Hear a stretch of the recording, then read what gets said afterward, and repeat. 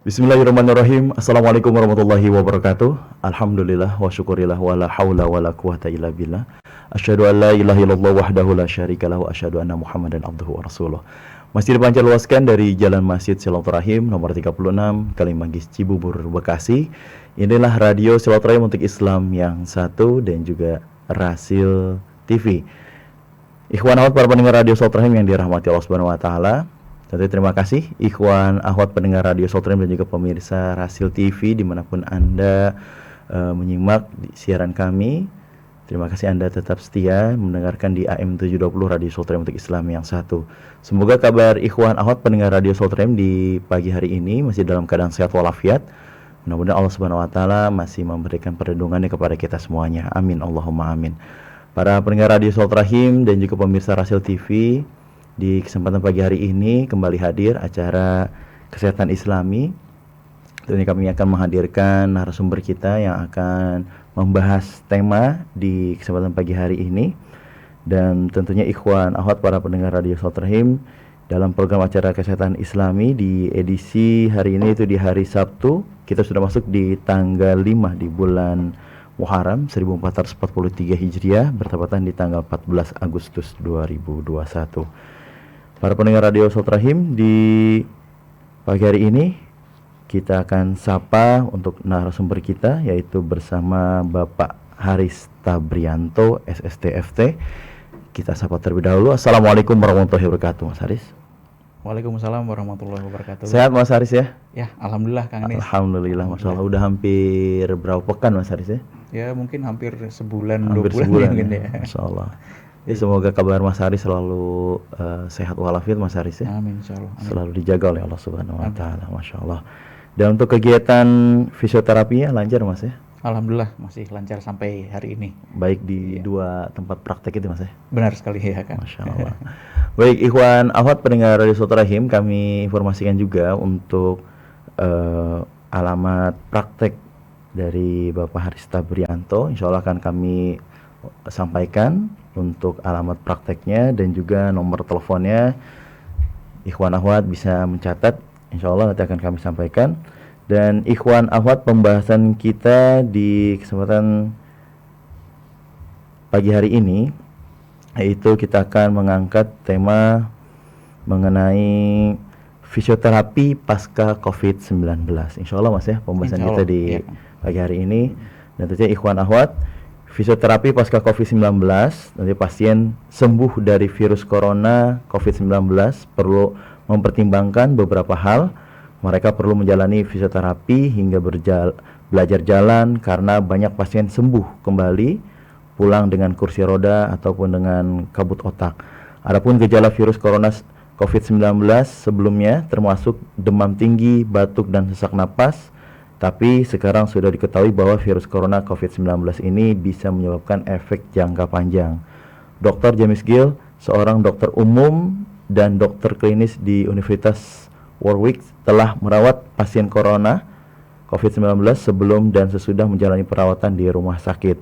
Setelah 10 hari, pasien yang sembuh dari virus corona COVID-19 membutuhkan bantuan bernapas. Mungkin dengan ventilator dan obat penenang. Karena itu kami tidak cukup hanya mengatakan mereka telah memenangkan pertempuran, kata James Gill ya. Dikutip dari The Sun, para penyintas corona COVID-19 pun telah bersaksi bahwa mereka membutuhkan waktu berhari-hari hingga berminggu-minggu untuk menjalani kehidupan normal kembali. Ada pasien sembuh dari virus corona 19 ini yang kesulitan berjalan, ada pula pasien yang keluar dari rumah sakit mengalami kehilangan massa otot dan kurangnya energi. Menurutnya pasien akan mengalami kelelahan sama seperti orang yang berlari maraton lalu pingsan dan kakinya tidak terlalu kuat, sementara proses pemulihannya tergantung pada usia dan tingkat kebugarannya. Selain kesulitan berjalan, pasien virus corona COVID-19 yang sembuh juga bisa mengalami kabut otak dan kehilangan ingatan. Kondisi ini juga dialami oleh Rita, istri Tom Hanks ya, Rita Wilson, yang gejalanya berupa sakit kepala. Nah, ada seorang ahli penyakit menular telah memberi saran mengenai pandemi SARS dan Ebola, yaitu Dr. Bharat Pakaina ya, Mas Arja, yaitu mengenai pandemi SARS dan Ebola sebelumnya yang menyebabkan kerusakan saraf dan mempengaruhi fungsi otak.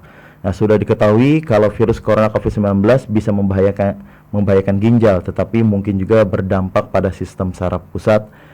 Gejala yang harus diwaspadai yaitu sakit kepala, pusing, vertigo, dan juga kesemutan. Jadi kehilangan memori, gangguan berbicara, dan kerja otak yang melambat perlu Anda waspadai sebagai tanda bahwa sistem saraf pusat telah mengalami gangguan akibat paparan COVID-19. Jadi ikhwan akhwat, tema pembahasan kita yaitu fisioterapi pasca COVID-19 bersama Bapak Haris Tabrianto SSTFT. Baik, langsung saja kita dengarkan tentunya ikhwan akhwat. Insya Allah di segmen yang kedua kita juga akan membuka untuk sesi tanya dan jawab. Dipersilakan bagi ikhwan akhwat yang ingin berkonsultasi atau ingin memberikan komentar ataupun pendapatnya bisa langsung saja di line telepon di 0218451512 atau untuk di line WhatsApp di 08111999720. Baik Mas Haris, kita langsung saja simak pembahasan Mas Haris untuk tema kita di fisioterapi pasca COVID-19. Silakan Mas. Ya, terima kasih Kang Anis. Ya, untuk pertama kali saya ucapkan kepada para pemirsa Rasil TV dan Radio Rasil dimanapun Anda berada, Assalamualaikum warahmatullahi wabarakatuh. Waalaikumsalam. Ya, dan hari ini saya juga terima kasih kepada Rasil TV serta Radio Rasil yang telah memberikan kesempatan kepada saya untuk sharing kembali. Dan untuk tema hari ini adalah kita akan membahas tentang fisioterapi pasca COVID-19. Nah, tadi sudah disampaikan mungkin ya sama Kang Anis bahwa efek jangka panjang dari paparan COVID-19 ini ternyata banyak sekali spektrumnya. Nah, jadi ternyata menurut para ahli sembuh dari COVID-19 saja itu ibaratkan belum menang dari pertempuran, karena masih ada ternyata pertempuran kecil lainnya. Nah, terutama bagi pasien-pasien pasca COVID yang mungkin pada saat terkena COVID ya atau terpapar COVID itu memiliki gejala yang berat, mungkin seperti sesak nafas, terus kemudian mungkin kita ya terima kasih juga kepada kondisi saat ini ya, kita juga mengetahui apa yang disebut dengan saturasi oksigen dan pentingnya saturasi oksigen. Jadi pada saat mungkin pernah terpapar COVID, sesak nafas, terus kemudian nilai saturasi oksigennya juga mungkin menurun di bawah normal. Nanti juga kita akan coba bahas sedikit tentang kadar atau nilai saturasi oksigen yang normal dan bagaimana cara menjaganya. Terus kemudian pasien-pasien yang terpapar COVID juga jika komorbiditasnya itu cukup kompleks juga akan mengalami efek yang cukup berat. Sebagai contoh misalnya kondisi pasca COVID yang bisa mempengaruhi sistem saraf.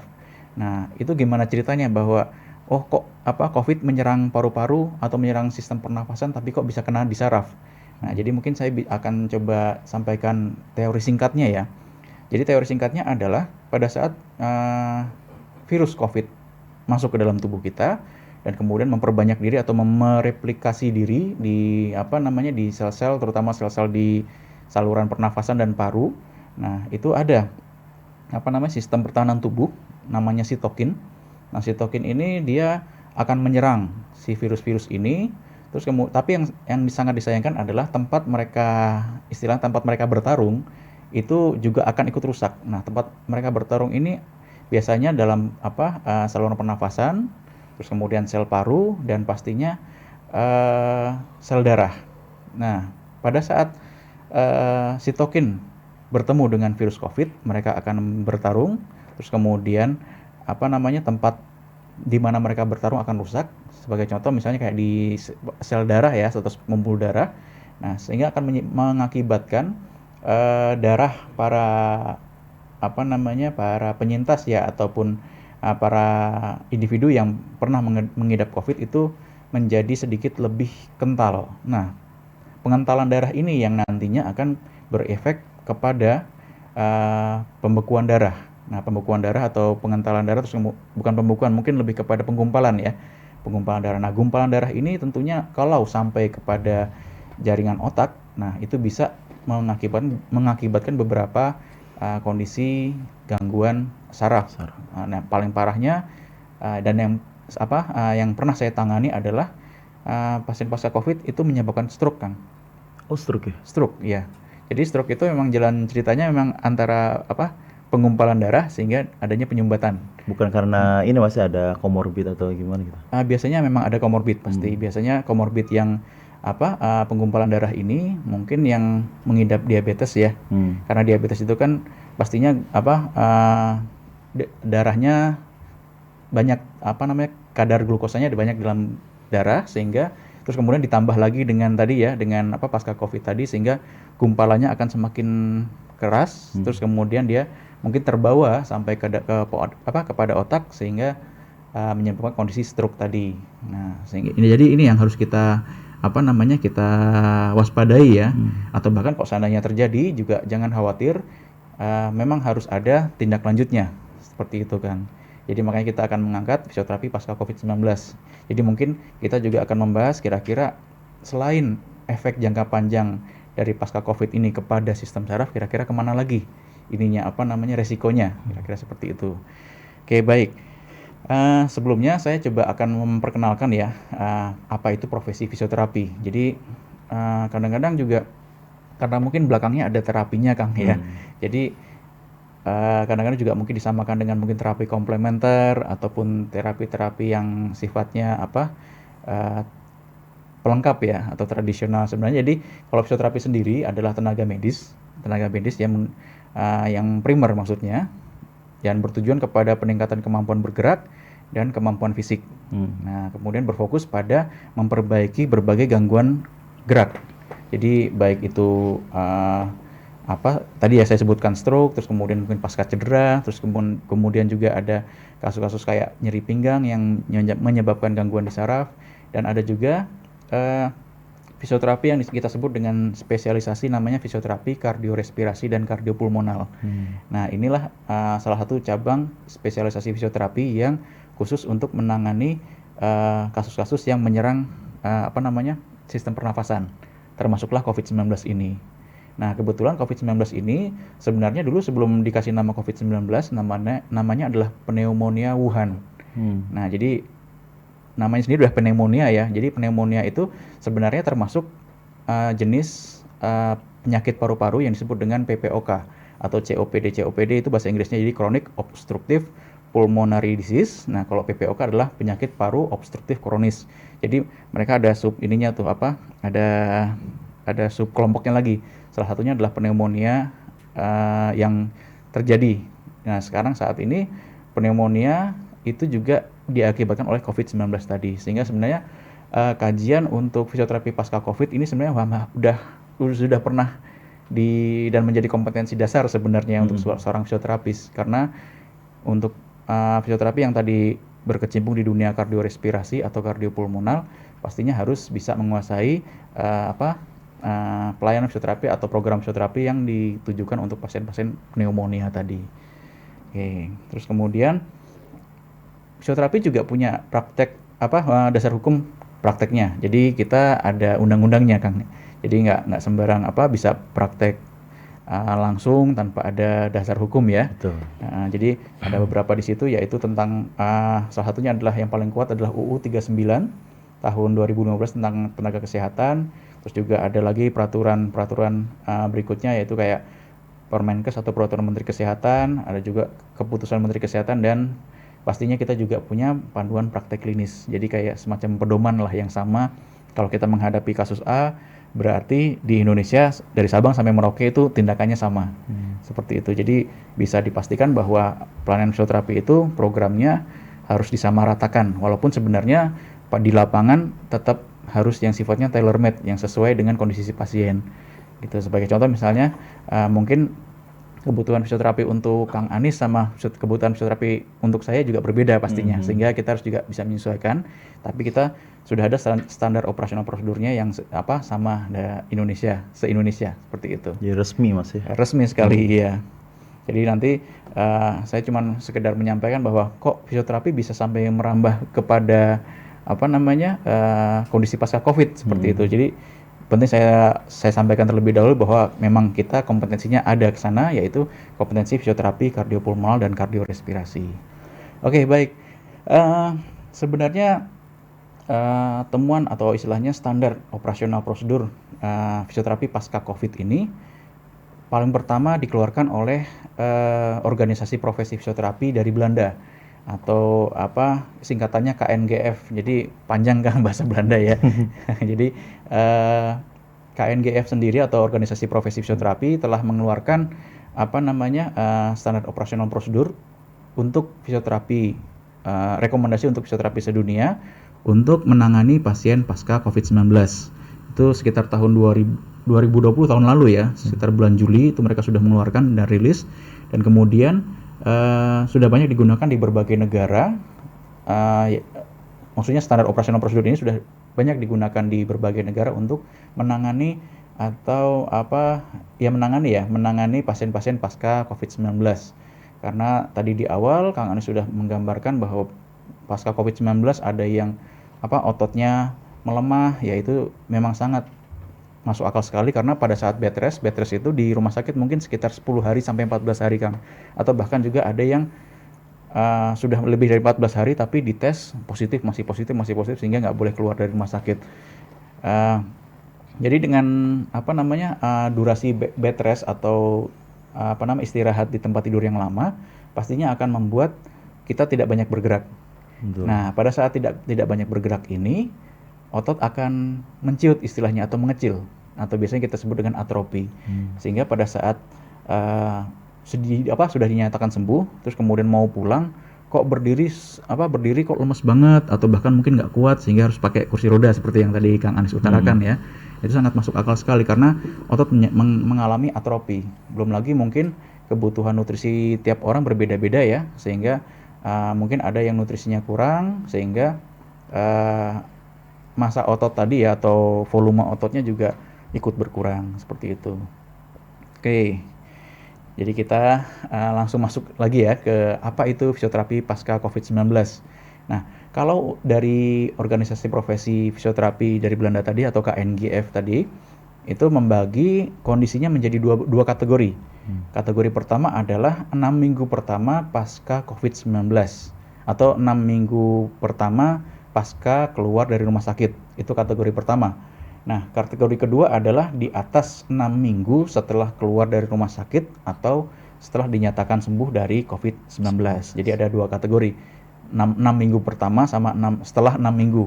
Jadi di atas 6 minggu. Jadi kita nanti mungkin para pemirsa Rasil TV dan Radio Rasil juga bisa menyesuaikan kira-kira saya masuk ke kategori mana nih. Tapi yang mudah-mudahan belum terpapar ya Kang ya, insya Allah.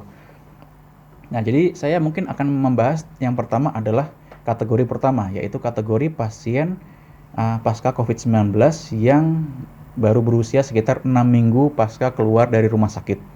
Nah, di sini mungkin bisa sambil dilihat di insert ya. Jadi, observasi tentang perubahan kondisi fisiologis tubuh dan apakah ada indikasi ke arah pelayanan fisioterapi. Nah, jadi poin pertama adalah kita lihat dulu kondisi kita. Kondisi kita ini apakah kira-kira membutuhkan fisioterapi atau tidak? Karena biasanya kayak sebagai contoh misalnya orang tanpa gejala misalnya ya Kang ya, OTG. Jadi tidak merasakan gejala atau gejalanya ringan aja, hanya pusing, mungkin cuma sedikit pilek atau agak demam sedikit, tapi setelah setelah perawatan sebentar ya, badannya kembali prima atau seperti biasa lagi lah kira-kira.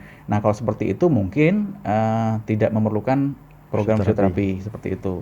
Jadi tidak semua pasien pasca COVID-19 atau yang sudah pernah sembuh dari terpaparan COVID-19 harus ke fisioterapi. Jadi kita lihat dulu indikasi perlu apa enggak nih. Kalau nggak perlu ya bisa jalanin aja dulu kondisi yang normal seperti itu. Nah, poin kedua adalah jika ada indikasi ke arah pelayanan fisioterapi, kita harus kategorikan dulu keluhannya dalam kategori yang red flag atau yellow flag. Nah, red flag ini adalah kondisi yang berbahaya. Nah, kalau yellow flag itu bahaya tapi mungkin sifatnya agak laten atau tidak berbahaya pada saat itu juga. Jadi ada kita kategorikan dulu bendera merah atau bendera kuning. Nah, seperti itu. Nah, kemudian tapi bukan bendera kuning yang di tepi jalan itu bahaya juga sebenarnya sih. Nah, jadi ada bendera merah dan bendera kuning kategorinya. Nah, kemudian kalau sudah kita bisa kategorikan, ada misalnya Ibu A kategorinya benderanya kuning atau yellow flag. kondisi bahayanya atau kondisi pasca COVID yang berbahaya itu hanya sifatnya laten. Tapi ada juga mungkin Bapak A yang sifatnya bahayanya langsung atau red flag tadi. Kita kategorikan dulu, terus kemudian setelah dikategorikan kita mulai pemeriksaan fisiologis tubuhnya ya dengan beberapa parameter. Jadi kita harus bisa mengukur dulu kira-kira kondisi masing-masing individu pasca COVID ini kondisinya seperti apa. Apakah memang harus dari awal atau misalnya dari program pertengahan atau mungkin sudah bisa masuk ke agak-agak terakhir program pemulihannya seperti itu. Jadi itu langkah-langkah. Jadi ada 3 langkah pertama ya untuk mengidentifikasi kebutuhan terhadap program fisioterapi pasca COVID-19 ini. Nah, kalau untuk target utama sendiri ya Kang ya, target utama fisioterapi pasca COVID ini adalah untuk peningkatan kualitas hidup sehari-hari atau peningkatan ADL ya, activity daily living seperti itu. Terus kemudian ada peningkatan kekuatan otot ya, sebagaimana tadi sudah kita sampaikan bahwa pasca COVID-19 biasanya juga akan menimbulkan kondisi atrofi otot atau ototnya mengecil atau menciut. Kemudian juga keseimbangan sistem otot rangka dan peningkatan endurance serta kualitas istirahatnya. Nah, kenapa balance atau keseimbangan tubuh juga akan terpengaruhi oleh COVID? Karena itu tadi. Jadi pada saat otot mengecil, pasti ada beberapa sisi otot yang mengalami kelemahan sehingga keseimbangan tubuh juga akan terganggu. Betul, Mas. Sehingga kok kayaknya mau jalan agak berat atau mau jalan kok kayak limbung, terus kemudian akhirnya udah deh pakai kursi roda dulu biar nggak kenapa-napa gitu kan. Ya, kira-kira seperti itu. Terus kemudian juga program fisioterapi pasca COVID-19 ini juga bertujuan untuk peningkatan endurance. Nah, peningkatan endurance itu yang paling sederhana adalah untuk menjaga atau istilahnya untuk melatih si pasien pasca COVID ini agar bisa melakukan kegiatan sehari-hari tanpa sesak napas misalnya. Atau gimana caranya kalau misalnya pasti pasien pasca COVID itu pasti ada sesak napasnya biasanya Kang. Iya, ada sesak napas baik itu kecil maupun yang berat ya, seperti itu. Sehingga endurance-nya atau ketahanan tubuhnya juga harus kita tingkatkan. Ada juga yang ini Mas ya, ketika dia udah hasilnya negatif masih dibantu oleh oksigen biasanya tuh Mas. Iya, Karena bisa pasca di COVID-19 tadi ya itu. Jadi kalau pasien yang memang harus dibantu dengan oksigen, itu memang biasanya mungkin jaringan parunya ya mengalami banyak kerusakan ya biasanya. Dia harus bekal oksigen ataupun mungkin pakai oksigen yang kaleng atau bagaimana. Nah, itu juga sebenarnya adalah salah satu individu yang harus dibuatkan program fisioterapinya agar bisa meningkatkan tingkat endurance-nya tadi. Nah, terus kemudian tadi kan tujuan utamanya adalah activity daily living. Jadi gimana caranya biar pasien pasca COVID ini bisa menjalani kegiatan sehari-hari dengan normal kembali. Mungkin bagi satu individu berangkat kerja dengan jalan kaki, naik angkutan umum mungkin sudah biasa, tapi pada saat pernah kena COVID, jadinya hal tersebut adalah hal yang berat misalnya. Nah, itu yang harus kita koreksi. Nah, terus kemudian jika diperlukan program fisioterapi pasca COVID ini juga akan berfokus pada perbaikan kinerja respirasi atau kualitas bernafas seperti yang saya bilang tadi. Nah, kemudian program fisioterapi pasca COVID-19 ini adalah program yang sifatnya tailor-made dan tidak bisa digeneralisir. Jadi maksudnya tailor-made ini adalah sebagai contoh mungkin baju saya dipakai sama Kang Anis mungkin kekecilan karena badan saya lebih besar misalnya. Nah, jadi itu yang disebut dengan tailor-made, bahwa mungkin program fisioterapi pasca COVID untuk saya sama untuk Kang Anis berbeda. Karena tadi kembali lagi ke poin awal bahwa pertama tidak semua pasien pasca COVID membutuhkan fisioterapi. Terus yang kedua adalah kalau seandainya membutuhkan fisioterapi, kategorinya kan banyak sekali. Nah, itu yang harus kita bedakan di saat itu. Tapi untuk pertemuan kali ini saya akan coba mengajak para pemirsa sekalian untuk bisa mengukur kapasitas tubuhnya sendiri ya jika pernah terpapar COVID-19. Oke. Nah, di sini adalah saya akan coba tampilkan kondisi di mana ada screenshot ya dari WHO, di mana ini adalah beberapa kondisi pasca COVID-19 yang mungkin bisa terjadi pada manusia. Pertama adalah impaired lung function atau istilahnya gangguan pada fungsi paru. Fungsi paru adalah untuk bernafas, sehingga pada pasien pasca COVID biasanya pasti akan menyisakan gejala seperti misalnya sesak napas, terus kemudian mungkin tingkat saturasi oksigen ya, atau tingkat kandungan oksigen darahnya juga sering berkurang, atau mungkin bisa juga kelelahan karena sesak napas tadi. Nah, terus kemudian gejala kedua ada severe muscle weakness ataupun kelemahan otot yang cukup parah juga. Terus kemudian dari otot yang mengalami gangguan akan menyebabkan adanya joint stiffness ataupun kekakuan kekakuan persendian maksudnya. Nah, terus kemudian pastinya ada fatigue, terus kemudian limited mobility and ability to do daily tasks, atau istilahnya ada keterbatasan mobilitas atau keterbatasan kemampuan bergerak dalam menjalani kehidupan sehari-hari. Terus kemudian ada delirium, ada juga mungkin bahkan mengalami kesulitan untuk menelan dan berkomunikasi. Nah, mungkin ini sudah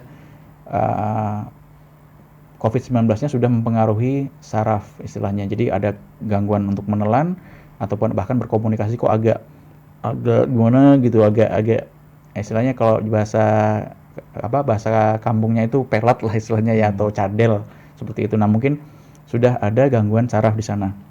Terus kemudian juga pasca COVID-19 juga akan menyebabkan kondisi gangguan mental. Bisa juga mungkin ada, ya mohon maaf, mungkin ada beberapa ya di lingkungan kita yang menganggap bahwa COVID-19 itu seperti aib ataupun seperti seperti musibah yang harus dihindari dan dibuang jauh-jauh, bahkan dikucilkan. Nah, itu ada terjadi di lingkungan kita bahwa COVID ini langsung semuanya menjauh, seperti individu COVID ini mendatangkan musibah gitu kan. Nah, itu juga padahal jika ada tetangga ataupun mungkin saudara yang terpapar COVID, justru mereka butuh bantuan kita.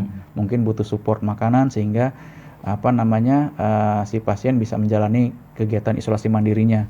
Karena saya juga pernah, ini ada pengalaman teman saya sendiri nih Kang, saking mungkin dianggap itu ya tadi ya, mungkin jadi keluarganya terpapar COVID, tapi lingkungan sekitar agak kurang mendukung, sehingga tidak ada yang mungkin yang membantu untuk suplai makanan. Karena tidak ada yang suplai makanan atau bantuan, otomatis yang di dalam ini yang sedang isoman harus keluar dong. Betul. Harus keluar untuk membeli mungkin bahan makanan sebagainya, padahal kan nggak boleh keluar. Nah, pada saat orang tuanya keluar, terus kemudian yang dilakukan oleh lingkungan tersebut adalah apa? Malah menelpon rumah sakit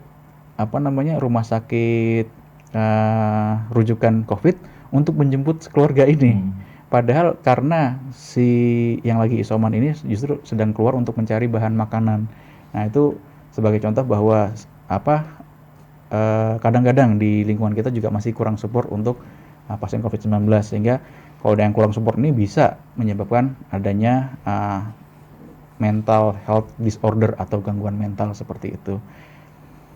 Nah, terus kemudian untuk apa yang bisa kita lakukan sebagai fisioterapi untuk menangani pasien-pasien pasca COVID yang memang mungkin membutuhkan program fisioterapi tersebut. Ini ada beberapa poin ya Kang ya. Pertama adalah improving fitness ataupun meningkatkan tingkat kebugaran. Terus kemudian reduce breathlessness atau mengurangi sesak napas. Terus kemudian ada juga meningkatkan kekuatan otot, meningkatkan keseimbangan dan koordinasi, meningkatkan daya berpikir juga, karena tadi di awal Kang Anies sudah menyebutkan bahwa kadang-kadang ada kabut otak. Itu maksudnya adalah mungkin pikirannya jadi kalau laptop tuh dibilangnya lemot istilahnya gitu. Jadi mau ngomong apa tapi dipikir ngeblank lah istilahnya. Kayaknya udah terpikir di sini tapi nggak terlaksana oleh mulut istilahnya, nggak tersampaikan seperti itu. Nah, itu adalah kabut otak. Salah satu gejala dari kabut otak. Sehingga kita bisa sebagai fisioterapi untuk meningkatkan kualitas berpikir, terus kemudian mengurangi stres, meningkatkan mood ataupun meningkatkan semangat ya. Terus kemudian juga meningkatkan confidence ataupun kepercayaan diri, sehingga bisa mengurangi tadi ya keluhan mental health disorder tadi. Sama juga untuk meningkatkan energi dari pasien yang pernah mungkin terpapar COVID-19. Nah, itu adalah uh, rencana besar atau program besar dari program fisioterapi pasca COVID-19. Nah, untuk sekarang mari kita coba untuk memulai bagaimana cara kita memeriksa diri kita sendiri. Seperti itu. Mari kita mulai dari sekarang ya. Nah, pertama, tadi kan saya bilang bahwa pasien pasca COVID itu kita harus menilai dulu apakah pasien ini butuh fisioterapi atau tidak. Nah, pertama, jadi makanya kita harus lihat kondisi tersebut. Nah, terus kemudian di sini disebutkan bahwa functional limitation and indication for physical therapy. Jadi pasien dengan merequest untuk program fisioterapi ya mungkin dari dokternya ataupun dari pasti dari dokter spesialisnya atau mungkin dari rumah sakitnya bahwa oh ya Pak atau Bu atau Mas atau Mbak nanti setelah ini mungkin harus ada fisioterapi di rumah atau bisa juga fisioterapi ke rumah sakit tersebut. Nah, jadi kita harus melihat dulu terutama adalah pasien pasca COVID-19 ini pasti punya komorbiditas. Nah, komorbiditas ini juga harus sebagai fisioterapi kita juga harus terbuka bahwa komorbiditas ini pasti kita harus berhubungan sama dokter spesialisnya atau bahkan perawat yang merawat pasien tersebut atau intinya adalah kita sebagai fisioterapi harus berkomunikasi kepada semua tenaga kesehatan yang bersama-sama menangani pasien COVID tadi seperti itu. Nah, kemudian untuk konsultasi yang pertama atau fase first consultation ya. Jadi kita harus lihat dulu bahwa pasien COVID ini apakah keluarganya sehat semua sudah sehat ataupun mungkin masih ada kadang-kadang kan mungkin bapaknya dulu kena terus kemudian anaknya dulu kena dari anaknya mungkin ke cucunya. Nah, kita harus pastikan dulu. Tapi kalau seandainya ada salah satu di anggota keluarga yang masih isoman dan sebagainya, konsultasi pertama untuk ke fisioterapi bisa lewat telepon atau video call sehingga kita menjaga keamanan kedua belah pihak, baik keamanan fisioterapinya maupun keamanan dari pasien pasca COVID tadi. Nah, untuk konsultasi pertama bisa dengan cara telepon atau video call, tapi juga bisa mendatangi klinik fisioterapi ataupun bisa juga fisioterapinya datang ke rumah kalau seandainya ada kendala dalam berkendara ataupun ada kendala dalam regulasi saat ini seperti itu. Nah, terus kemudian jika pasien sudah ada rujukan dari dokter ataupun dari perawat yang merawat pasien COVID-19 tadi, bisa langsung memberikan surat keterangan atau surat rujukannya ya kepada kita sehingga kita bisa tahu bahwa di sana pasti akan tertuliskan bahwa pasca COVID-19 komorbiditasnya adalah sekian, terus kemudian kondisi pasca COVID adalah sekian, sehingga itu akan membantu kita untuk menyusun program fisioterapi yang cocok untuk pasien pasca COVID-19 tadi.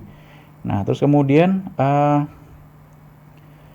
komorbiditas pasien COVID ini, misalnya ya, komorbiditasnya sebelum kena COVID cuma 1. Tapi setelah mengalami COVID-19, komorbiditasnya jadi 4, bisa juga Kang.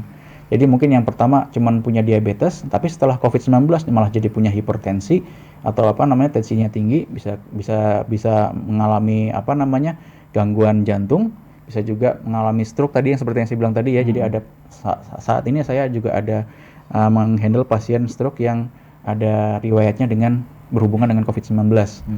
Nah, jadi di sini saya tampilkan bahwa ada beberapa kondisi komorbiditas yang justru malah disebabkan oleh paparan COVID-19 tadi, yaitu hipertensi atau tekanan darah tinggi, kemudian ada coronary artery disease atau penyakit arteri jantung, terus kemudian ada juga stroke dan diabetes. Nah, itu adalah komorbiditas yang justru bisa ditimbulkan. Mungkin awal-awalnya sehat-sehat aja, tapi malah habis COVID malah ada komorbiditas tambahan. Nah, ini yang harus diwaspadai, jangan sampai terkena atau terpapar COVID lagi karena sudah memiliki komorbiditas sekunder istilahnya. Nah, terus kemudian ada juga di sini tulisannya kecil-kecil ya, tapi nggak apa-apa. Saya coba ngasih gambaran aja. Ada juga komorbiditas atau istilahnya kondisi gangguan kesehatan yang disebabkan oleh COVID-19 yang mengganggu sistem saraf. Sebagai contoh misalnya tadi yang disebutkan sama Kang Anis di awal, biasanya sering pusing, terus kemudian ada gangguan kesadaran, terus kemudian ada seizure ini maksudnya kayak pusing atau kejang-kejang istilahnya. Kejang-kejang kayak mungkin kayak epilepsi, seizures itu, terus kemudian ada juga anosmia atau absence of sense and smell. Jadi kita nggak bisa mencium aroma ya istilahnya ya, mencium aroma, mungkin aroma parfum atau aroma makanan atau aroma apapun. Nah kadang-kadang juga itu masih tersisa di pasien pasca COVID. Terus kemudian ada juga yang paraestesia atau istilahnya gangguan sensasi, mungkin ada baal atau bahkan terlalu jadi hipersensitif juga ada. Nah terus kemudian banyak sekali kondisi-kondisi yang justru disebabkan karena pernah terpapar COVID-19. Nah itu baru dari sistem saraf, belum lagi dari sistem otot rangka misalnya. Biasanya yang terjadi adalah setelah terpapar COVID, dulunya sehat-sehat saja, tapi sekarang malah terjadi disebut dengan weakness atau kelemahan. Kok kayaknya dulu sepedaan cuma 5 km masih kuat, tapi sekarang baru ngencut aja udah ngap-ngapan istilahnya. Terus kemudian juga ada dulu bisa ngangkat tangan tinggi, sekarang cuman segini cuman sedikit aja udah capek banget. Nah, terus kemudian ada juga nyeri pada persendian, terus kemudian juga ada gangguan pada balance atau pola jalannya ya, atau keseimbangan dan pola jalan. Nah, itu adalah gangguan atau komorbiditas, bukan komorbiditas ya, atau gangguan yang bisa diakibatkan oleh kondisi pasca COVID tadi. Belum lagi di gangguan paru dan gangguan kognitif. Mungkin terlalu banyak ya kalau saya jelaskan di sini. Oke, nah kita akan masuk langsung kepada kondisi pasca COVID yang sifatnya red flag, atau red flag itu maksudnya bendera merah berbahaya. Berbahaya ini maksudnya adalah bukan nggak boleh fisioterapi, tapi kita melakukan program fisioterapinya harus benar ekstra hati-hati. Nah, kondisi-kondisi yang red flag ini pertama adalah denyut jantung pada saat istirahat itu di bawah 40 atau bahkan di atas 130. Jadi normalnya untuk orang dewasa pastinya di antara 40 sampai 130 untuk pada saat istirahat denyut jantungnya. Nah, tapi kalau misalnya pada saat, sebagai contoh misalnya ada Ibu C misalnya ke saya. Nah, saya akan coba dulu men-screening kira-kira Ibu C ini memiliki kondisi red flag atau tidak. Nah, kalau misalnya tidak memiliki kondisi red flag atau bahkan kondisinya yellow flag tadi atau bendera kuning, nah berarti saya bisa istilahnya irama latihannya itu agak lebih tinggi istilahnya. Tapi kalau red flag itu benar-benar harus mulai dari dasar dulu. Nah, itu tadi ya kembali yang pertama kondisi red flagnya adalah apakah kita memiliki denyut jantung kurang dari 40 kali atau bahkan lebih dari 130 kali denyutan per menitnya. Nah, itu caranya adalah sangat mudah sekali. Kita tinggal meraba nadi di pergelangan tangan ya. Nadi di pergelangan tangan di sebelum telapak tangan tadi kita rasa kalau ada denyutan, oke. Terus kemudian kita hitung denyutan tadi selama semenit sambil ngeliat jam ini Kang. Sambil ngeliat jam. Itu kan kita istirahat. Kita kalau bisa jangan hitung nadi pada saat setelah lari pagi ataupun aktivitas di rumah atau ngurus rumah. Jadi kita benar-benar istirahat dulu terus kemudian kita hitung nadinya. Kalau seandainya di bawah 40 atau bahkan di atas 130 itu adalah kondisi yang harus diperhatikan. Istilahnya harus waspada, harus hati-hati. Normalnya segitu tadi Mas ya? Iya, normalnya sekitar 40 sampai 130. Mungkin ya nggak 40 sih, mungkin ya sekitar 50-60 sampai 130 kurang seperti itu. Nah, terus kemudian adalah yang harus diperiksa adalah ini lagi, tarikan nafasnya. Tarikan nafas dalam semenit itu kalau lebih dari 40 kali narik nafas dalam semenit, saya bisa bisa yakin bahwa pasien tersebut atau pasien pasca COVID tersebut masih mengalami sesak napas. Karena sesak napas itu sebenarnya yang dilakukan adalah kita narik napas terus. Narik napas terus. Jadi ngebuangnya malah justru sulit seperti itu. Sehingga biasanya kalau untuk pasien sesak napas pasti ngirup napasnya bisa sampai lebih dari 40 kali dalam semenit. Nah, terus kemudian kondisi yang bisa dicek lagi, kondisi yang berbahaya yang nomor 3 adalah saturasi oksigen itu pada saat istirahat di bawah 90%. Nah, sebagai contoh ya mungkin saya sudah bawa contohnya ya, mungkin para pemirsa Rasil juga udah tahu kondisi alat saturasi oksigen ini yang bisa masukin ke dalam jari terus kemudian dinyalakan.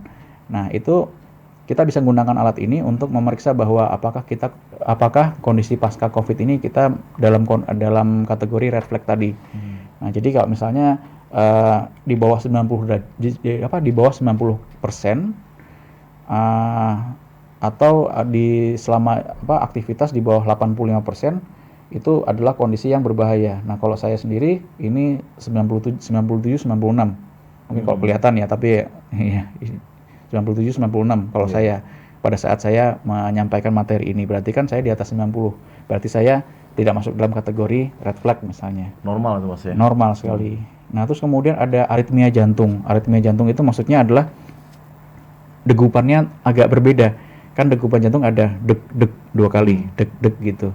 Tapi ada juga yang dedeg dedeg dedeg gitu. Jadi irama denyut jantungnya itu berbeda dengan yang normal. Nah, itu adalah kondisi di mana kategorinya adalah kondisi red flag ya, atau kondisi yang harus kita perhatikan. Terus ada lagi yaitu pembengkakan, misalnya pembengkakan di jari, pembengkakan di kaki, atau pembengkakan di anggota gerak, itu juga harus masuk ke dalam kondisi yang harus diperhatikan.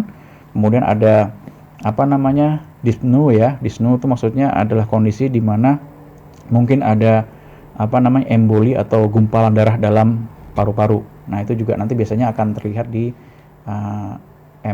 di MRI atau ronsen paru, biasanya akan kelihatan nanti.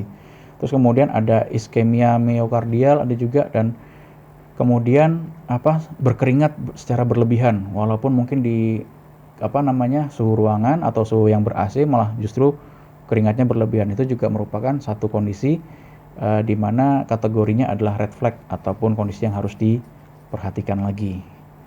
Oke, kira-kira begitu Kang. Nanti mungkin kita lanjutkan lagi di yellow flag-nya ya. Iya. Oke, nanti Di bisa sesi selanjutnya ya. Oke, di sesi selanjutnya. Ya baik, ikhwan akhwat para pendengar Radio Sultan yang dirahmati Allah Subhanahu wa taala. Sudah kita dengarkan tadi pembahasan di pagi hari ini bersama Bapak Haris Tabrianto mengenai tema kita, yaitu fisioterapi pasca COVID-19. Ternyata banyak sekali pasien-pasien yang setelah selesai COVID-nya, ternyata ada yang harus ditangani lagi ya Mas Haris ya, ada yang masih dirasa seperti itu Mas Haris. Nah, ini butuh bantuan fisioterapi, dan ternyata ada kategorinya juga, tadi terbagi yang apa yang disampaikan tadi oleh Mas Haris. Baik ikhwan akhwat para pendengar Radio Sultan Rahim, kami juga mengundang bagi ikhwan akhwat yang ingin memberikan pertanyaan, bisa langsung saja di line telepon di 0218451512, untuk line WhatsApp-nya di 08111999720. Kami rehat sejenak, ikhwan akhwat, pastikan Anda tetap di Radio Sultan Rahim dan juga Rasul TV untuk Islam yang satu.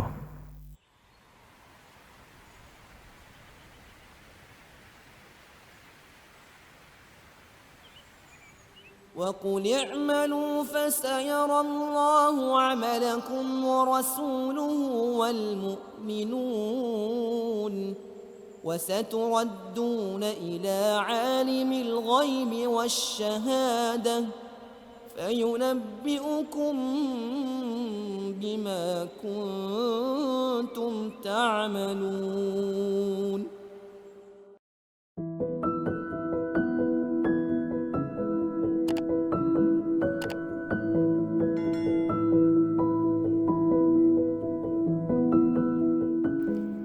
Sungguh nikmat orang yang sudah mendapat perhatian Allah dan Rasul-Nya. Jika perhatian dari atasan, pejabat, dan orang-orang yang berkuasa saja sudah bisa membuat kita kegirangan, bagaimana jika perhatian itu datang dari pencipta alam semesta beserta ciptaannya yang paling indah, yaitu baginda Nabi? Apalagi yang kita cari di dunia selain dua hal tersebut?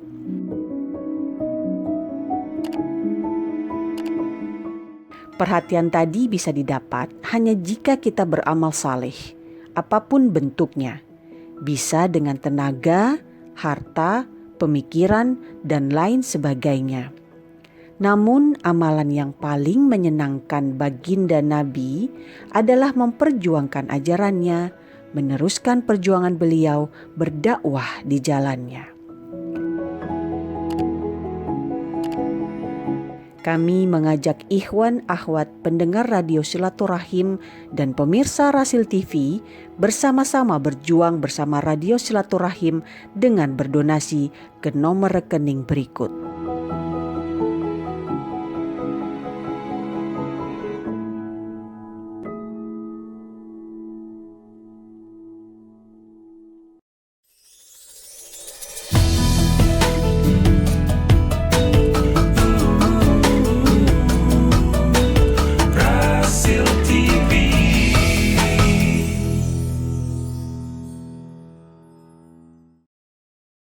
Radio Silaturahim Butik Islam yang satu, ikhwan akhwat para pendengar radio Silaturahim dan juga pemirsa Rasil TV dimanapun Anda dapat menyaksikan kami. Terima kasih Anda tetap mendengarkan dan juga melihat di Rasil TV. Acara kita di pagi hari ini, acara kesehatan Islami bersama Bapak Haris Tabrianto, SSTFT, dalam pembahasan fisioterapi pasca COVID-19. Nah, ikhwan akhwat, sebelum kita melanjutkan kembali pembahasan yang akan disampaikan oleh Mas Hadir dan juga menjawab pertanyaan yang sudah masuk di tablet kami informasikan bagi ikhwan akhwat yang ingin mengetahui alamat praktek dari Bapak Haris Tabrianto, yaitu boleh dicatat. Alamat yang pertama yaitu ada di Klinik Vision In Mustika Sari, ya, itu di wilayah Bekasi Timur ya Mas Haris ya. Ya. Itu langsung aja bisa search untuk di Google Map-nya, itu udah langsung kelihatan untuk posisi dan lokasi di Klinik Vision In Mustika Sari. Dan alamat yang kedua bisa dicatat ikhwan akhwat di Klinik Fisioterapi Mandiri Apotik Esa Medika yang beralamat di Jalan Duta Indah Raya, Jatimakmur, Pondok Gede. Nah, untuk nomor telepon dari Bapak Haris Tabrianto boleh dicatat di 0878 81 66 6287. Kami ulang kembali lagi di 0878 81 66 6287. Nah, bagi ikhwan akhwat mungkin yang bertanya melalui radio Silaturahim belum sempat kami bacakan, bisa langsung dialihkan ke nomor Bapak Haris Tabrianto ya, insya Allah akan dijawab untuk pertanyaan ataupun konsultasinya. Baik, para pendengar radio Silaturahim, kita lanjut kembali di pembahasan yang akan disampaikan oleh Bapak Haris Tabrianto. Silakan Mas. Ya, baik. Tadi kita sudah sampai kepada pembahasan red flag ya, atau kondisi di mana kondisi-kondisi pasca COVID-19 yang harus benar-benar diperhatikan. Tadi sebagai contoh misalnya kayak tarikan napas lebih dari 40 kali dalam semenit, terus kemudian denyut jantung kurang dari 40 atau bahkan melebihi dari 130 denyutan nadi per menit. Itu juga, terus kemudian ada beberapa kondisi kayak ada degup jantungnya tidak deg-deg tapi mungkin iramanya agak berbeda. Terus kemudian yang paling mudah atau yang paling terkenal saat ini adalah pemeriksaan saturasi oksigen atau kandungan oksigen dalam darah. Itu harus dipertahankan sekitar jangan sampai di bawah 90 ya, atau bahkan jangan sampai di bawah 85%. Walaupun sebenarnya kita harus ada kajian lagi nih kan tentang saturasi oksigen sendiri, karena memang ada beberapa individu yang mungkin saturasi oksigen cukup di 85% itu udah maksudnya menurut individu tersebut itu udah cukup sebenarnya. Jadi malah justru tidak bisa meningkat lagi. Bagi dia sudah cukup. Jadi itu memang untuk saturasi oksigen juga tidak bisa digeneralisir, tapi patokan utama antara sekitar jangan sampai di bawah 90 atau jangan sampai di bawah 85% pada saat itu. Nah, terus kemudian yang harus saya sampaikan juga adalah kondisi yellow flag-nya ya, atau kondisi bendera kuning atau warning lah sebenarnya. Warningnya tapi nggak terlalu kayak yang merah tadi, dia udah danger istilahnya sebenarnya. Kalau yang ini yang apa? Warning, bendera kuning, warna kuning namanya, warning warna kuning ya Kang. Iya benar. Ya, terus kemudian, nah ini warningnya adalah kondisi pertama adalah disfungsi sistem nafas seperti itu. Sebagai misalnya contohnya sesak nafasnya sih ada, tapi hanya kegiatan-kegiatan tertentu. Misalnya mungkin pada saat naik turun tangga kok mulai kerasa sesaknya, tapi tidak setiap saat. Nah itu termasuk kondisi yang yellow flag atau warningnya tadi. Terus kemudian ada juga kondisi delirium. Nah delirium ini tadi di belakang layar saya ngobrol dengan Kang Anis ya, di mana delirium ini adalah hampir 100% pasien pasca COVID pasti mengalami delirium. Nah, delirium ini maksudnya adalah bukan kehilangan ya, tapi lebih istilahnya kesadarannya menurun terhadap lingkungan sekitar. Jadi kayak limbung, terus kemudian mungkin mau jalan nggak seimbang, atau bahkan kayak istilahnya linglung lah istilahnya. Nah, ya delirium itu adalah intinya linglung lah istilahnya, linglung. Nah, itu biasanya hampir dirasakan hampir di 100% pasien-pasien yang pernah terpapar COVID-19 seperti itu. Nah, durasi delirium ini atau durasi linglungnya juga berbeda-beda Kang tiap orang. Nah, biasanya kalau komorbiditasnya banyak, terus kemudian mungkin usianya juga sudah cukup senior, biasanya durasi delirium ini atau linglungnya bisa lebih lama. Seperti itu. Sehingga kalau udah orang linglung kan pasti udah deh rebahan aja. Nah, kalau udah rebahan aja tanpa ada kegiatan, mulai deh itu ada ototnya mengecil, terus kemudian keseimbangannya udah menurun, terus kemudian kapasitas napas atau endurance-nya juga menurun. Nah, dari situ yang harus dikoreksi lah istilahnya. Terus kemudian ada juga warning yang berikutnya adalah ketakutan untuk beraktivitas. Aduh, saya khawatir nih kalau mau naik tangga, entar saya pingsan tengah jalan, atau misalnya aduh saya khawatir untuk walaupun sudah sembuh ya, walaupun sudah dinyatakan negatif, tapi ada ketakutan tertentu untuk melakukan aktivitas, itu merupakan kondisi yang warning atau yellow flag-nya tadi. Terus ada juga masalah dalam tidur malam atau istirahat malam atau sleeping problems. Ada juga sindrom stres ataupun tadi berhubungan dengan gangguan mental lah istilahnya ya. Terus kemudian ada banyak kondisi lain seperti contoh kehilangan kontrol terhadap gerakan, kehilangan kontrol terhadap ingatan misalnya. Nah, itu juga merupakan kondisi yang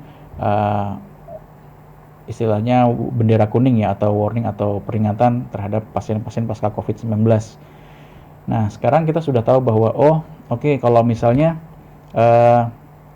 kita termasuk golongan yang mana? Golongan yang bendera merah atau bendera kuning? Golongan yang istilahnya kondisinya danger, berbahaya, atau hanya baru peringatan saja. Nah, kemudian kita bisa langsung melangkah pada gimana cara kita memeriksa diri sendiri. Misalnya, saya ada saturasi oksigen saya kok setiap padahal istirahat, tapi kok cuman sekitar 85 atau 84 atau bahkan 80%. Nah, itu kira-kira saya masuk yang mana? Berarti Anda masuk ke yang kategori bendera merah atau danger atau berbahaya, sehingga nanti untuk latihannya juga harus waspada. Terus kemudian kalau seandainya saya saturasi oksigen alhamdulillah bagus, pernafasan juga nggak sampai lebih dari 40, tapi saya punya kok saya masih linglung ya, badan saya masih kayak untuk bergerak tuh masih mengambang lah istilahnya. Nah, belum berarti normal lah Mas ya. Iya, belum normal. Sehingga berarti Anda masuk ke kategori bendera kuning. Nah, sekarang baik Anda yang masuk kategori bendera kuning atau bendera merah, kita bisa memeriksa lebih lanjut. Pertama adalah, ini saya akan coba tampilkan. Di sini ada namanya Patient Specific Activity Scoring Scheme. Nah, sekarang Bapak atau Ibu atau bahkan para pemirsa Rasil TV dimanapun Anda berada, ini saya coba Anda bisa mulai dari sekarang coba bikin daftar ya, daftar kegiatan yang membuat Anda tidak nyaman bergerak. Sebagai contoh, saya tidak nyaman bergerak kalau misalnya nyuci piring misalnya. Nyuci piring kok baru jalan 5 menit udah pusing, atau bahkan pinggangnya sakit, atau bahkan lututnya nggak kuat, atau bahkan mungkin ada kegiatan yang nggak nyaman itu naik tangga atau turun tangga, atau mungkin jalan baru 10 meter udah ngos-ngosan. Nah, silahkan sekarang Anda bikin daftarnya, kegiatan-kegiatan yang membuat Anda tidak merasa nyaman. Tidak merasa nyamannya itu dari segi mungkin sendinya sakit, atau ototnya nggak kuat, atau bahkan sesak napas, itu bikin. Kira-kira ada sekitar 10 sampai 20 kegiatan. Nah, nanti dari 10 sampai 20 kegiatan itu Anda kasih skor. Skornya adalah dari 0 sampai 10. 0 sampai 10 ini adalah pertama, 0 itu saya tidak bisa melakukan kegiatan itu sama sekali. Nah, kalau yang 10 adalah saya bisa melakukan kegiatan tersebut tanpa ada gangguan apapun yang terjadi sama saya. Nah, udah bikin kegiatan sehari-hari ya. Terus kemudian dari masing-masing kegiatan itu kasih nilai dari 0 sampai 10. Saya ulangin ya. Jadi bikin lagi 10 atau 20 kegiatan sehari-hari. Terus kemudian dikasih nomor dari 0 sampai 10. Kalau 0 itu adalah saya tidak bisa melakukan kegiatan tersebut sama sekali. Nah, kalau 10 berarti saya bisa melakukan kegiatan tersebut tanpa gangguan sama sekali. Tapi kalau seandainya saya bisa melakukannya setengah-setengahnya aja, berarti kasih nomor 5. Terus kemudian maksudnya kasih nilai 5. Terus kemudian kalau misalnya saya baru semenit saja melakukan kegiatan tersebut, langsung saya harus sesak napasnya terjadi misalnya, mungkin bisa kasih nilai 2 atau 3 atau bahkan 1. Nanti itu akan menjadi parameter kita untuk menentukan kira-kira latihan apa yang bisa dilakukan oleh para pemirsa sekalian. Itu dengan cara membuat daftar kegiatan sehari-hari, terus kemudian diberikan nilai 0 sampai 10. Itu tadi, kalau 0 tidak bisa dilakukan sama sekali, kalau 10 bisa dilakukan tanpa gangguan sedikit pun. Nah, terus kemudian dari tabel yang kita bikin ya, dari kegiatan sehari-hari yang sudah kita kasih nilai tadi. Nah, kita lihat lagi pertama, kalau di sini nama skalanya rate of perceived exertion atau RPE, walaupun sebenarnya ini adalah nanti saya yang harus, atau fisioterapinya yang harus menilai, bahwa nanti kita lihat dulu dari misalnya 10 atau 20 kegiatan sehari-hari. Nah, kira-kira dari 20 kegiatan itu ternyata yang masih mengalami gangguan sekitar 7 kegiatan. Nah, 7 kegiatan itu harus kita periksa lebih dalam dengan menggunakan rate of perceived exertion. Jadi intinya sebenarnya seperti ini. Kalau lihat dari tabel ya, itu adalah kondisi di mana angkanya yang paling kiri dari 6 sampai 20 itu adalah kegiatan yang sangat berat, paling berat 20, paling ringan itu 6. Nah, nanti kita akan menilainya dari situ tadi. Nah, terus kemudian berbekal dari tabel yang sudah Anda atau yang sudah para pemirsa buat, jadi ya tabel kegiatan sehari-hari. Nah, itu juga nanti kalau bisa, kalau punya alatnya disebut dengan saturasi oksigen atau pulse oximeter namanya. Nah, bagaimana cara membaca pulse oximeter? Pertama adalah kalau di situ ada tulisannya BPM, beat per minute istilahnya. Nah, itu adalah sebenarnya denyut nadi, denyut jantung maksudnya. Nah, itu di situ kalau dilihat di layar itu ada angkanya 90, itu berarti denyut jantung atau denyut nadi. Nah, kalau saturasi oksigennya tulisannya adalah SaO2 atau SpO2. Jadi saturation oksigen kan O2 ya. Nah, jadi blood oxygen saturation level itu nanti akan terlihat, biasanya terdisplay di bawah atau bahkan di atasnya nilai denyut jantung tadi. Tapi biasanya kebanyakan untuk alat saturasi pasti di atas nilai denyut jantung tadi ya. Nah, itu nanti boleh dites. Jadi nanti pada saat kita kan sudah bikin tadi ya tabel misalnya 10 atau 20 kegiatan sehari-hari. Jadi mungkin terdiri dari cuci piring atau mungkin cuci baju atau bahkan naik turun tangga atau mungkin mengasuh anak atau mengganti galon air yang udah kosong atau bagaimana. Nanti di situ dilihat lagi per kegiatannya nilai oksigennya berapa. Misalnya sebagai contoh, tadi saya sudah bikin tabel 10 kegiatan sehari-hari. Nah, saya masih bermasalah di naik turun tangga. Nah, nanti bisa juga sembari dikasih nilai tadi ya 0 sampai 10 tadi, kayak gimana kalau 0 itu tidak bisa dilakukan, 10 itu bisa dilakukan tanpa aktivitas, juga sekaligus diukur nilai saturasi oksigennya. Nah, kira-kira kalau problemnya oke naik tangga. Nah, coba dicek dulu naik turun tangganya, kalau pas lagi sesak napas kira-kira saturasi oksigennya ada di nilai berapa. Sebagai contoh misalnya mungkin pada saat naik turun tangga begitu turun kok nilai saturasinya cuma 83 nih. Nah, nanti 83 ditulis lagi di dalam tabel tadi sehingga itu akan menjadi parameter ataupun ukuran yang harus kita perbaiki. Kira-kira seperti itu. Nah, terus kemudian tes berikutnya adalah tes ketahanan fisik yang sangat mudah sekali. Nah, di sini kalau mungkin bisa dilihat di layar ya, atau bisa nanti saya jelaskan secara ini ya, lewat via suara. Ini kira-kira tulisannya adalah seperti ini. How fast can you stand up and sit down 5 times? Jadi seberapa cepat Anda bisa duduk, kemudian berdiri, kemudian duduk lagi. Jadi duduk berdiri ya selama 5 kali itu berapa lama? Jadi boleh boleh dicoba sekarang. Bisa sebelum mencoba kita kalau bisa sediakan stopwatch dulu. Jadi bisa duduk 1 sampai 5 kali, tapi hati-hati ya. Jadi perhatikan juga kursinya jangan terlalu rendah, karena kalau terlalu rendah pasti akan bikin capek. Jadi mungkin kursinya bisa level ketinggian kursinya bisa mungkin pertengahan antara panggul sama lutut, di pertengahan. Nah, kira-kira segitu yang ideal. Jadi jangan sampai di bawah, atau jangan sampai kursinya pas di level lutut banget. Nah, itu pasti akan lebih rendah. Nah, kalau sudah ketemu kursi yang seperti itu, nah boleh para pemirsa coba lakukan gerakan 5 kali duduk berdiri. Nah, tapi dihitung dengan stopwatch. Bisa dicoba. Nah, cara mengukurnya adalah kalau Anda bisa melakukan duduk berdiri, maksudnya khusus pasien COVID ya. Kalau orang normal sebenarnya nggak bisa juga dilakukan, nggak mesti COVID juga.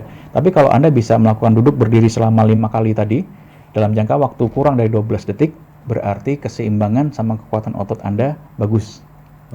Normal. Nah, itu bisa dicoba nanti. Duduk berdirinya, tapi catatannya kursinya jangan terlalu rendah juga. Nah, karena ada beberapa individu pasca COVID ataupun bahkan di luar pasca COVID yang tes duduk 5 kali duduk berdirinya itu lebih daripada 12 detik. Nah, kalau lebih daripada 12 detik berarti ada beberapa kemungkinan yang terjadi di sana, Kang. Pertama adalah ada kelemahan pada panggul. Kelemahan pada otot-otot panggul, terus kemudian kelemahan pada seluruh otot anggota gerak bawah juga bisa. Terus kemudian bisa juga mungkin pernah cedera juga ada, bisa mengganggu kecepatan duduk berdiri tadi. Terus kemudian bisa juga karena adanya obesitas, jadi berat badannya terlalu berlebihan sehingga naik turunnya pasti juga susah ya, seperti itu. Lebih berat banget. Ya. Terus kemudian juga ada gangguan keseimbangan juga bisa. Gangguan keseimbangan ini bisa juga diakibatkan oleh paparan COVID-19 tadi, kayak delirium tadi ya istilahnya. Kalau orang linglung disuruh naik turun maksudnya disuruh duduk berdiri pasti nggak mampu, Kang, karena itu tadi linglung dan ngambang pastinya.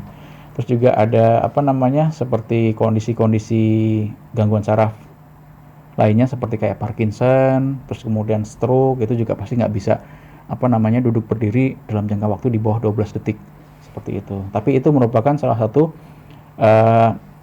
parameter yang bisa kita gunakan ya untuk untuk mengukur kekuatan otot dan keseimbangan tubuh kita, terutama untuk pasien-pasien pasca COVID dan pasien-pasien yang mungkin juga mengalami gangguan keseimbangan dan kekuatan otot dan saraf seperti itu. Oke, tadi kita udah tahu ya, kita tadi udah bikin listnya daftar kegiatan-kegiatan sehari-hari. Terus kemudian kita ukur kegiatan sehari-hari mana yang masih belum bisa atau belum optimal kita lakukan. Kita ukur dari segi saturasi oksigennya ya, kalau seandainya punya, atau bisa juga diukur dari subjektivitas para pemirsa sekalian. Jadi kalau misalnya tidak bisa melakukan hal itu, kasih nilai 0, tapi kalau misalnya bisa melakukan tanpa gangguan, kasih nilai 10, tapi kalau setengah-setengah lakukannya bisa setengah-setengah, mungkin dikasih 5. Nanti itu tergantung subjektivitas dari para pemirsa sekalian. Nah, terus kemudian bisa juga dites lagi dengan tes duduk berdiri selama tes duduk berdiri 5 kali dilakukan, terus kemudian stopwatch-nya dinyalakan ya. Kemudian diukur kalau bisa duduk berdiri kurang dari 12 detik berarti itu normal. Keseimbangan dan kekuatan ototnya. Oke, terus kemudian tes yang lain adalah tes jalan, namanya 6-minute walk test atau tes jalan selama 6 menit.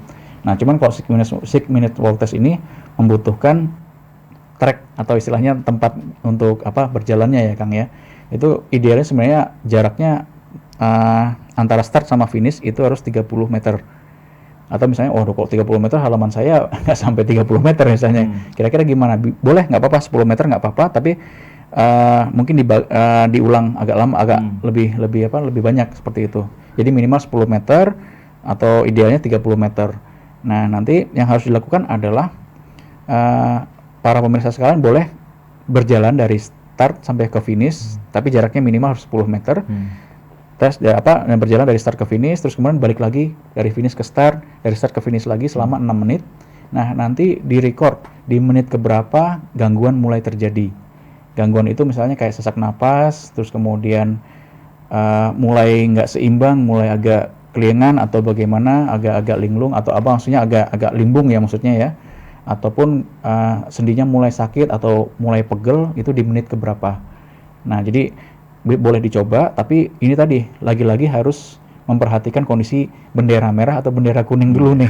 Nah, kalau misalnya bendera merah atau bendera yang danger tadi yang termasuklah di sana denyut jantungnya kurang dari 40 atau bahkan 130, di atas 130, saturasi oksigennya di bawah 90% atau di bawah 85%, terus kemudian ngirup nafasnya itu, narik nafasnya lebih dari 40 kali dalam semenit, nah itu termasuk yang bendera merah. Nah, kalau seperti itu saya kurang rekomendasi untuk tes jalan 6 menit ini tadi. Walaupun sebenarnya jadi tes jalan 6 menit ini berlaku untuk yang kondisinya masih warning lah, istilahnya masih peringatan, jadi nggak terlalu berat. Nah, jadi bisa dilakukan kalau seandainya kondisinya tidak ada kondisi yang berbahaya, bisa lakukan tes jalan 6 menit, membutuhkan jarak antara start ke finishnya itu sekitar minimal 10 meter atau bahkan idealnya 30 meter sebenarnya. Nah, nanti coba jalan, gitarin itu, jadi kalau misalnya bisa selama 6 menit ngitarin gitu, nggak mesti berapa putaran dapat, nggak mesti, cuman harus selama 6 menit jalannya.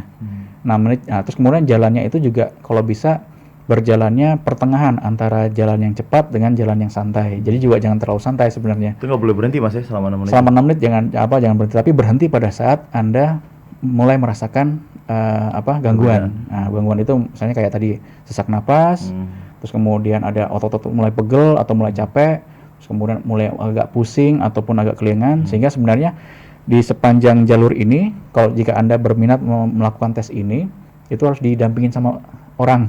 Jadi harus yang standby dengan mungkin kursi ya. Jadi pada saat mungkin sudah mulai sesak napas ataupun mungkin sudah mulai pusing, jadi bisa disediakan kursi untuk istirahat.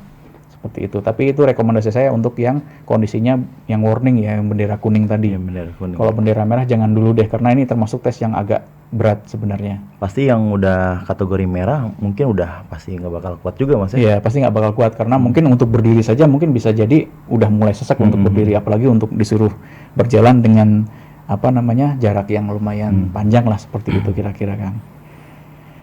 Oke, nah, cukup Mas ya. Itu adalah beberapa tes yang bisa kita lakukan untuk mengukur diri kita sendiri sebenarnya. Jadi mengukur gimana caranya, apakah kondisi saya ini ideal untuk melakukan kegiatan sehari-hari lagi, atau bisa juga apakah kondisi saya saat ini membutuhkan pemulihan yang harus diperhatikan dengan lebih ekstra, kira-kira seperti itu. Jadi pemeriksaannya adalah tadi bikin tabel kegiatan sehari-hari, terus kemudian diukur kira-kira bisa melakukannya atau tidak, apakah ada gangguan sesak atau tidak. Nanti bisa dinilai sendiri secara subjektif. Terus kemudian ukur juga di kegiatan-kegiatan yang memang masih ada kendala, diukurnya dengan saturasi oksigen kalau punya alatnya ya. Jadi alatnya seperti ini yang bisa masuk ke dalam jari. Saya rasa sih mungkin alat ini udah banyak, karena alat ini udah populer banget lah, pasti banyak yang punya. Nah, terus kemudian diukur lagi dengan cara tes duduk berdiri selama 5 kali. Kalau lulus tesnya itu adalah harus dilakukan kurang dari 12 detik 5 kali duduk. Dan itu juga harus diukur sama orang lain sebenarnya. Jadi ya bisa kita yang ngukur diri sendiri bisa, tapi mungkin lebih objektifnya diukur sama mungkin didampingi sama orang lain lah ya. Terus kemudian yang terakhir adalah tes jalan selama 6 menit, tapi tidak saya sarankan untuk kondisi-kondisi COVID yang kategorinya adalah, maksudnya kondisi-kondisi pasca COVID yang kategorinya adalah bendera merah atau red flag tadi, atau berbahaya tadi. Jadi ada sekitar 4 item pemeriksaan yang bisa kita lakukan untuk menilai diri kita apakah sudah bisa untuk melakukan kegiatan sehari-hari, atau bahkan justru kondisi pasca COVID-nya masih membutuhkan program fisioterapi untuk pemulihan yang lebih lanjut lagi. Oke, kira-kira begitu Kang Adi. Baik, terima kasih Mas Haris. Ya, Masya Allah, penyampaiannya sangat luar biasa sekali. Semoga bermanfaat bagi kita semuanya, ikhwan akhwat.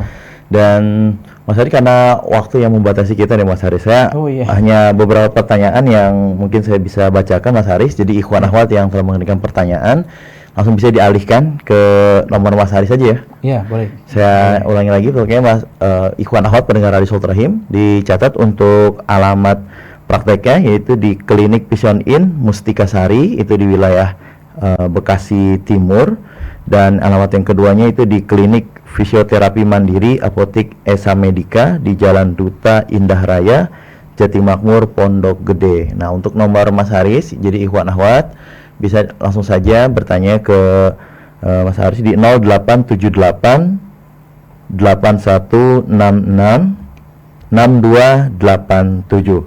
Baik Mas Haris, pertanyaan yang akan saya bacakan ini ada dua pertanyaan Mas Haris ya. Ini pertama dari YouTube, dari channel Ali Munjiri. Assalamualaikum warahmatullahi wabarakatuh. Waalaikumsalam. Mas Haris, semenjak terpapar COVID-19 saya mudah lelah. Gimana solusinya? Atas jawabannya terima kasih. Itu dari Ali Mujirin, Bojong Kulur Gunung Putri. Dan pertanyaan yang kedua ini dari Ibu Tini. Assalamualaikum Mas Haris. Saya ingin bertanya, apakah akupuntur termasuk bagian dari fisioterapi, dan apakah di klinik Mas Haris ada fasilitas akupuntur? Terima kasih. Baik. Ya, saya jawab satu ya kan. Iya, yang pertama dulu dari YouTube tadi. Kenapa saya mudah lelah pada saat sejak pasca COVID, saya mudah lelah dalam melakukan aktivitas. Nah, biasanya untuk yang sering mudah lelah ini mungkin ya bisa jadi akan berlangsung kalau menurut standar operasional prosedur tadi dari Organisasi Profesi Fisioterapi Belanda, itu mungkin akan berlangsung selama 6 minggu pertama. Jadi mungkin sekitar 1,5 bulan dari hari di mana kita dinyatakan negatif atau sembuh dari COVID-19. Nah, kenapa dia memang membuat kita mudah lelah? Pertama adalah mungkin kadar kekentalan darah kita masih kental karena masih penuh dengan sisa-sisa virus, kemudian sisa-sisa pertempuran antara sistem imun dengan si virus tadi.